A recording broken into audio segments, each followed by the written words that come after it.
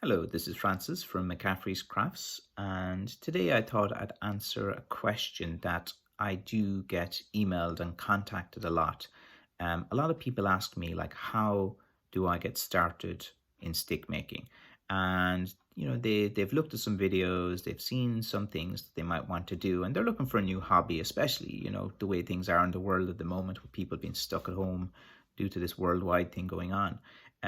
So like my advice to people is look what wood is available locally.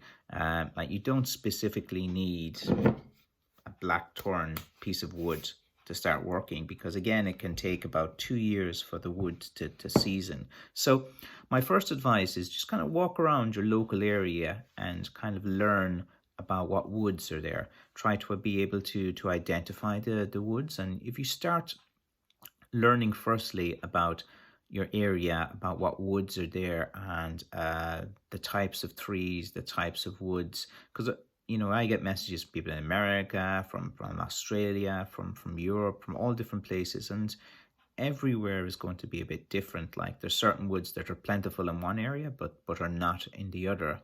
So the first thing to do is identify the trees. The second is you could just dive straight into to trying to do a project. Like the best way to learn is through mistakes. Like that's how I learned. I just The first few sticks I made, oh my god, they were horrible. they were monstrosities.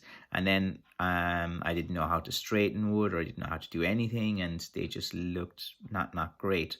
So like best probably to do is kind of look for something kind of like straight and easy kind of wood, like a hazel or an ash, or whatever's kind of local there to you. I suppose the biggest kind of difficulty with people who want to do stick making straight away is that wood needs to season. So a lot of people don't like to wait a year or 2 year for a piece of wood to be perfect. But if you just want to just have a go and get practicing on handles and picking wood, you can just get a bit of green wood and just practice, like carving the handle, give the thing. But the thing is, once it seasons, a piece of green wood, if you've already carved a handle, it's just going to crack. And again, but the thing is, if you just want it just for a bit of practice or something, it's fine. But just understand that it's not going to be, your perfect stick. And be ready to make mistakes. Be ready to mess up. Be ready to, I suppose the biggest difficulty, or the biggest kind of flaw that new stick makers have, is in the patience. You want everything fast. You won't leave the paint dry fast enough. You want to do it. Take your time, take a breath.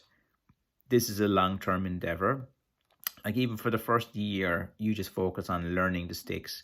You focus on gathering the sticks. You focus on storing the sticks. You focus on seasoning the sticks. The first year, if you're serious about doing it, not as a hobbyist, but you want to do it correctly, then first year you just go out. Like in the summertime is not the best time to cut wood, but it's the best time to spot wood, because the leaves and the fruit and all that are showing, so you can easily identify trees more so by the leaves and by the fruit. So in the summertime, walk around, see your local area, identify the trees by the leaves and the fruit. Then as you come into wintertime, so now it's July, so by the time we hit like October, seasons will be changing. Then the leaves are falling off the tree. As soon as that starts to happen, the sap in most trees will start to retract into the roots in preparation for the colder winter months.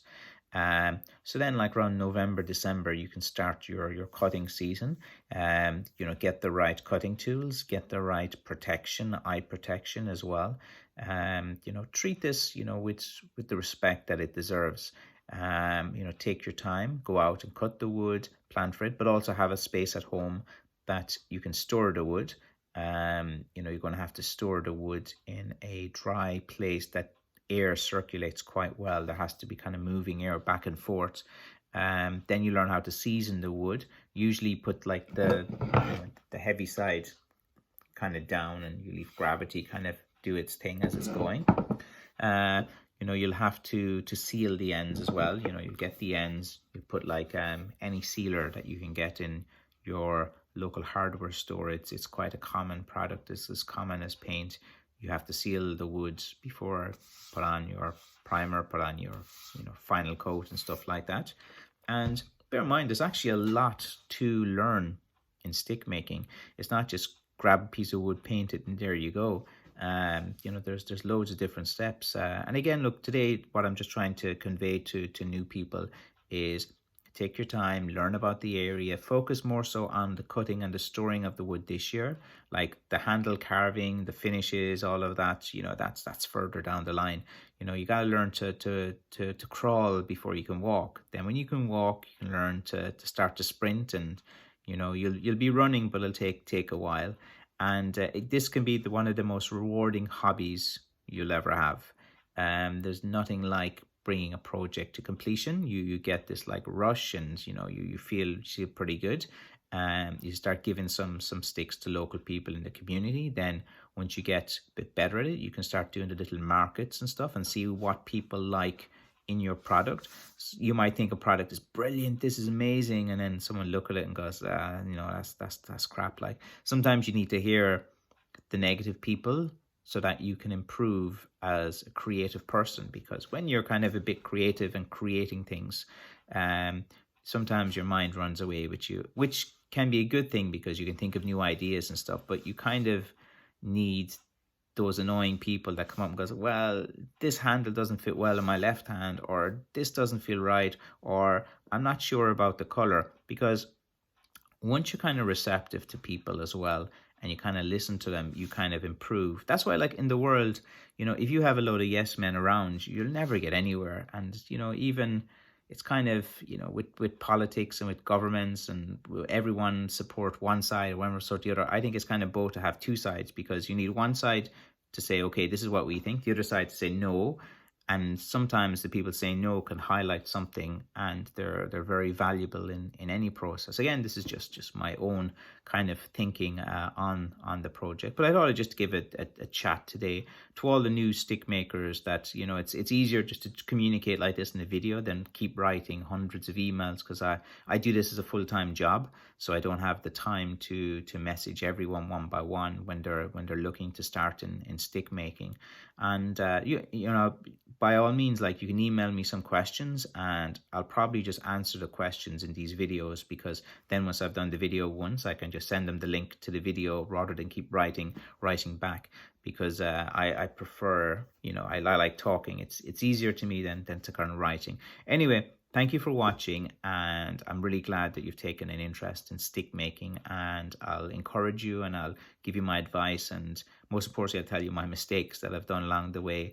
And again, surround yourself with some the right type of people that can, tell you when something's not as good as it's going to be. That's really valuable, because a lot of people don't like to hear those things, especially when they spend time creating something. But as soon as you start listening to people like that, don't leave them dominate your thought process. But if they bring up a silly point, like, this or that, you can disregard that. But sometimes the points they make are actually very valuable. Look, thank you for watching anyway, and I'll make a few more videos like this. Thank you.